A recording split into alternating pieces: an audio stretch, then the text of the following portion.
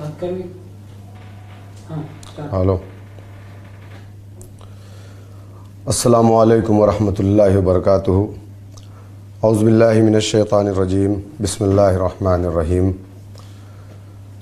आज की ये वर्चुअल मीटिंग किट्ठौर विधानसभा जनपद मेरठ हमारे दरमियान में तशरीफ़ फरमा ऑल इंडिया मजलिस इत्तेहादुल मुस्लिमीन के कौमी सदर काबिल एहतराम इज़्ज़त माब आली जनाब बैरिस्टर असदुद्दीन ओवैसी साहब आपसे ख़िताब फरमाएंगे।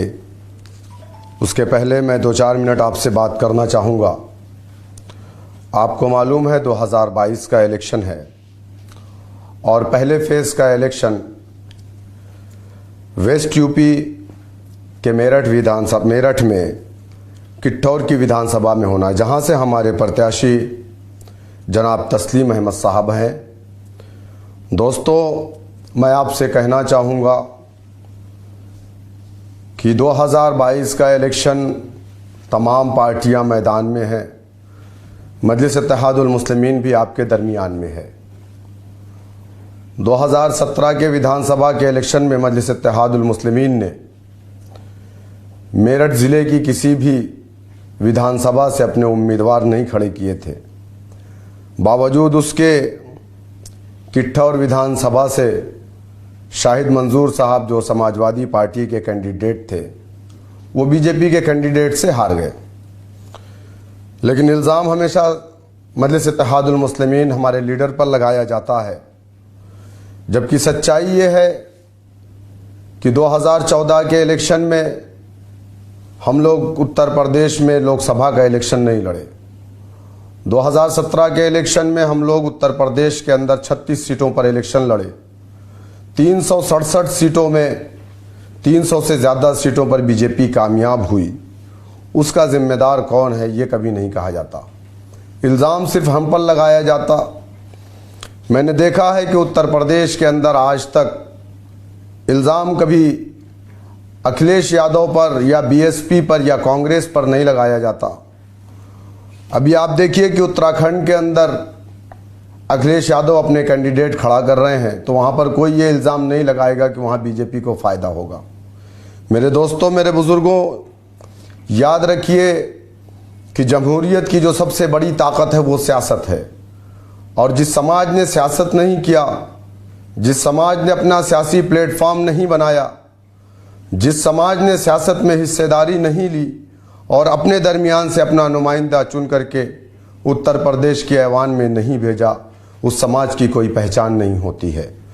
आज ज़रूरत है हम सब मुत्तहिद होकर के जितने भी मजलूम हैं इस प्रदेश के अंदर, तमाम लोगों को सताया गया। जब समाजवादी की हुकूमत होती है तो एक मखसूस तबके को मकाम मिलता है, चाहे वो सरकारी नौकरी हो, चाहे आप ज़िले के अंदर देख लीजिए, चाहे एसडीएम हो, चाहे तहसीलदार हो, डीएम हो, एसपी हो, हर जगह एक मखसूस तबके के लोग होते हैं। ठीक इसी तरीके से आज मौजूदा वक्त में बीजेपी की हुकूमत में आप देख रहे हैं जो चीज़ें हमारे साथ 2015 से 17 के बीच में हुई, आज 2017 से 22 के बीच में भी वो चीज़ हमारे साथ हुई। सरकारें किसी की भी रही, चाहे समाजवादी पार्टी या बीएसपी या कांग्रेस की, जुल्म का शिकार अगर कोई रहा तो इस प्रदेश के अंदर सबसे बड़ी अक़लियत रही है। मेरे दोस्तों, मेरे बुज़ुर्गों, मैं बस आपसे यही कहना चाहता हूँ, जीत हार का फ़ैसला अल्लाह सुब्हानहू तआला करता है, लेकिन हमारा काम है कोशिश करना, जिद्दोजहद करना, मुत्तहिदा तौर पर अपनी पार्टी को वोट डालना। जब आप अपनी पार्टी को वोट डालेंगे तो इंशाअल्लाह ताला मुझे उम्मीद है कि आपकी पार्टी का कैंडिडेट, आपकी पार्टी का उम्मीदवार जीत करके आएगा। हम एक भागीदारी परिवर्तन मोर्चा बनाया गया है, जिसमें बाबू सिंह कुशवाहा की जन अधिकार पार्टी है, जिसमें बहुजन मुक्ति पार्टी है, जिसमें एमआईएम भी है। यह हमारा जो मोर्चा है ये पूरे उत्तर प्रदेश में चुनाव लड़ रहा है। मैं आप तमाम से अपील करूंगा कि जहां जहां भी मोर्चा लड़ रहा है, मोर्चे के उम्मीदवार को कामयाब बनाइएगा और अपनी एक मजबूत आवाज़ को उत्तर प्रदेश की विधानसभा में भेजने का काम कीजिएगा। याद रखिए कि जब तक आप उत्तर प्रदेश के अंदर अपना नुमाइंदा नहीं भेजेंगे। जीतने की अगर आप बात कर रहे हैं तो 2022 सीट 2012 के इलेक्शन में समाजवादी पार्टी जीत करके आई थी, जिसमें 45 एमएलए मुसलमान थे समाजवादी के, 18 एमएलए बहुजन समाज पार्टी के मुसलमान थे, एक और एमएलए मुसलमान थे, सब मिला करके एक कम 70 एमएलए मुसलमान थे। क्या आपको नहीं याद है कि प्रतापगढ़ के अंदर खुंडा में डीएसपी ज़ियाउल हक को मारा गया?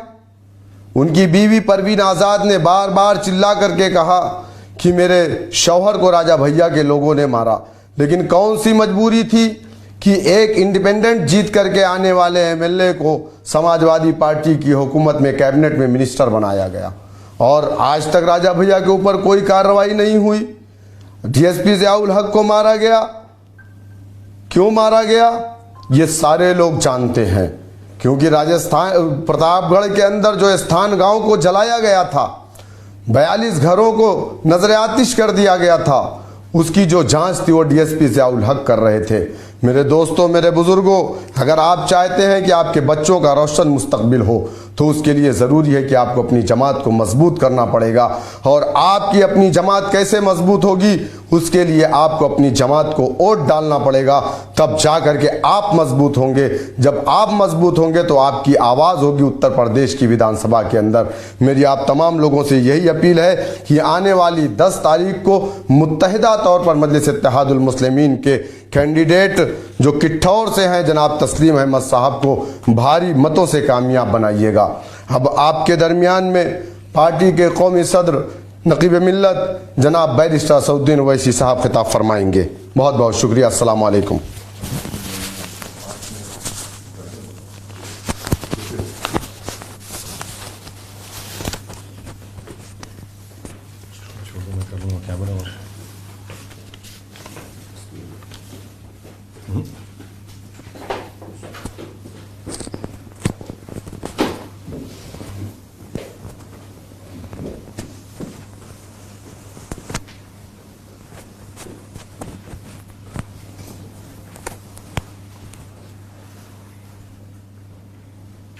बिस्मिल्लाहिर्रहमानिर्रहीम। अस्सलाम वालेकुम वरहमतुल्लाहि वबरकातुहू। नमस्कार।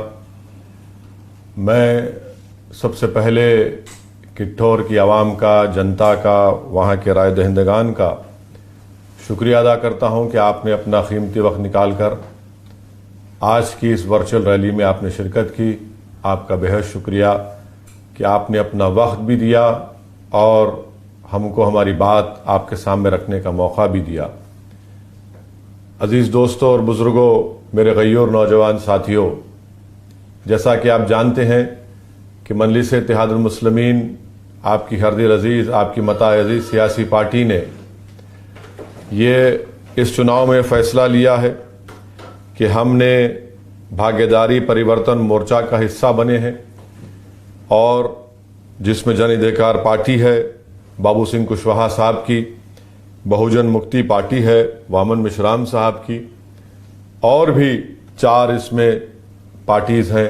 मुख्तलिफ हमारे कमज़ोर तबक़ात की, पिछड़े समाज से उनका ताल्लुक़ है, और हमने ये तय किया है कि इस चुनाव में अगर उत्तर प्रदेश की आवाम और जनता हमको अपने दुआओं से, अपने आशीर्वाद से, अपनी मोहब्बतों से नवाज कर वोट देकर कामयाब करेगी तो इंशाअल्लाह ताला बाबू सिंह कुशवाहा इस भागीदारी परिवर्तन मोर्चा के पहले मुख्यमंत्री रहेंगे 2.5 साल के लिए, और आइंदा 2.5 साल के लिए दलित समाज से एक उम्मीदवार को मुख्यमंत्री बनाया जाएगा, और 5 साल के लिए 3 अति पिछड़ा समाज और अल्पसंख्यक समाज से डिप्टी सीएम बनाया जाएगा, जिसमें एक मुसलमान को भी, मुस्लिम माइनॉरिटी को भी डिप्टी सीएम बनाया जाएगा 3 साल के लिए।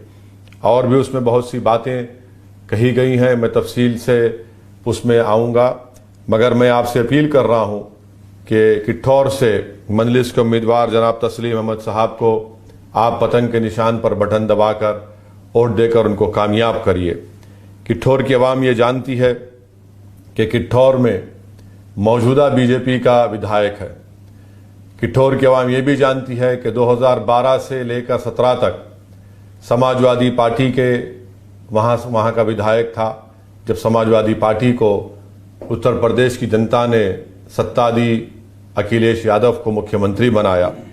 मगर आज आप देखते हैं कि किठौर में सबसे बड़ा मसला ये है, बल्कि एक तकालीफ की, आवाम के समस्याओं की लंबी फहरिस्त है, जिसको ना समाजवादी पार्टी और बीजेपी की डबल इंजन की सरकार ने इन किठौर की जनता और आवाम के उस विधानसभा के मसाइल को हल किया। मैं किठौर की आवाम से वादा कर रहा हूं कि आप मंजलिस के उम्मीदवार तस्लीम अहमद साहब को कामयाब करिए। ये एक साबिक़ा फौजी है और हम आपसे वादा कर रहे हैं कि किठौर को वहाँ पर जो तहसील नहीं बनाया गया है, आप मंजलिस के हक़ में अपना वोट इस्तेमाल करिए। हम किठौर को तहसील बनाएंगे और सरकार से लड़ेंगे और हमारी सरकार बनेगी इंशाअल्लाह। तो किठौर को तहसील बनाया जाएगा और साथ ही साथ करखोड़ा को भी तहसील बनाया जाएगा। ये तहसील नहीं बनाया, बीजेपी की सरकार है, बीजेपी का विधायक है, सरकार थी और समाजवादी का विधायक था। मैं आपसे वादा कर रहा हूं कि डिग्री कॉलेज नहीं है किठौर में, आप मंजलिस के उम्मीदवार को, कैंडिडेट को कामयाब करिए, डिग्री कॉलेज वहां पर बनाया जाएगा। मैं आपसे वादा कर रहा हूं किठौर में रोड नहीं है, रोडें बर्बाद हो चुकी हैं। ये भी काम ना समाजवादी की सरकार के वक्त हुआ, ना योगी और मोदी की इस दौर में हो रहा है। हम आपसे वादा कर रहे हैं कि रोड का भी काम मंजलिस के उम्मीदवार की कामयाबी करिए, तस्लीम अहमद इसको कराएगा। शुगर मिल नहीं है वहाँ पर, नौजवानों के बेरोजगारी उनका मुकद्दर बनकर रह गया। काली नदी की सफाई का, डिसिल्टिंग का काम हमेशा वादे किए जाते रहे और किठौर की जनता को धोखा दिया जाता रहा, मगर कभी भी काली नदी की ना सफाई हुई, ना उसकी डिसिल्टिंग का काम हुआ है। मेरे अजीज दोस्तों और बुजुर्गों, आप इस बात से भी वाकिफ हैं किठौर में जो रोड किठौर से मीरठ सिटी को जाती है वो कितनी बुरी हाल में है, कितना उसका बुरा हाल है। बारिश होती है तो गांवों में पानी जमा हो जाता है, जैसा कि दिरखेड़ा है, पिपली खेड़ा है, पच्छी है, खानपुर है, यहाँ पर पानी जमा हो जाता है और वहाँ की जनता को, वहाँ की आवाम को तकालीफ का सामना करना पड़ता है। मैं आपसे भी वादा कर रहा हूँ किठौर की आवाम से कि आप किठौर के तस्लीम अहमद को कामयाब करिए।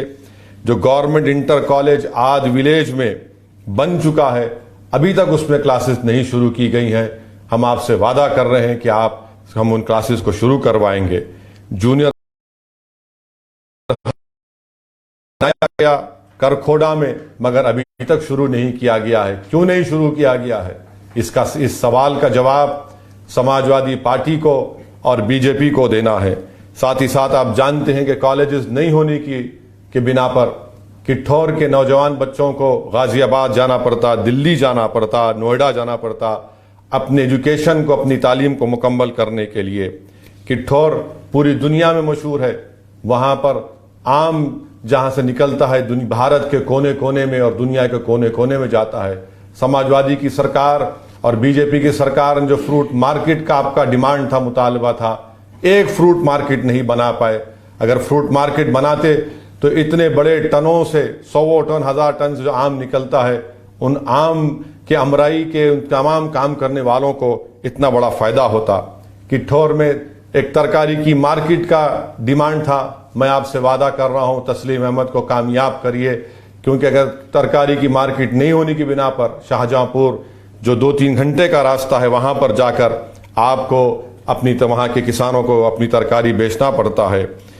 फिर यहीं पर आप जानते हैं कि 2 चीनी की मिलें हैं मावाना और मोहिउद्दीनपुर में, इससे किसानों को कोई फायदा नहीं मिलता। क्या किया बीजेपी की सरकार ने? इस चीनी मिल जो मावाना और मोहिउद्दीनपुर में है।